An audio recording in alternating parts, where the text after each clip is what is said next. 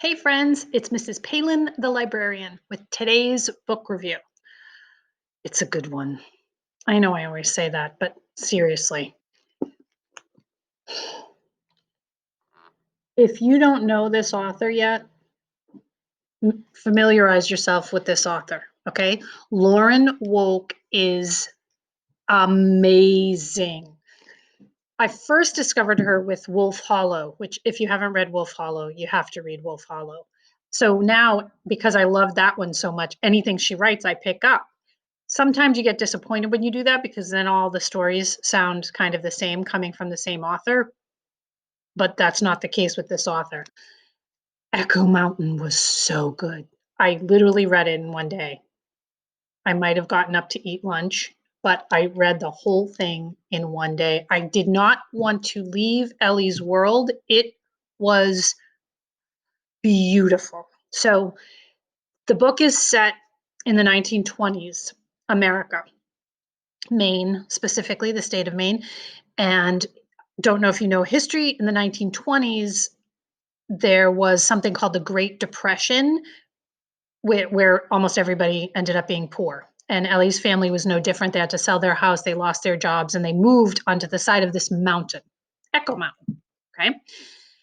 She loved living actually on the side of the mountain, loved the whole outdoors thing. They built their own house. She learned how to fish and hunt. She loved it. Her mother and sister, not necessarily.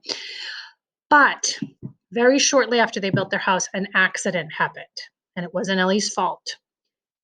But the accident left their dad in a coma, which is just like a sleep. So the family, the mother, the two girls and a boy, have to sort of survive without the help, physical help of their dad. So they make friends with other people on the mountain. I'm not going to give away anything, but it is a story of her really finding out who she is. She's a 12-year-old girl, but what's important and what matters to her. She meets this woman that everybody thinks is a weird hag at the top of the mountain, and she ends up helping this woman who needs desperate help. Again, it's her choices to be good and to help, how she's going to define who she is at this critical point in her life. And she definitely does want her dad, obviously, to wake up. So a lot of the story is her not only helping this other woman, but figuring out a different way to wake up her father.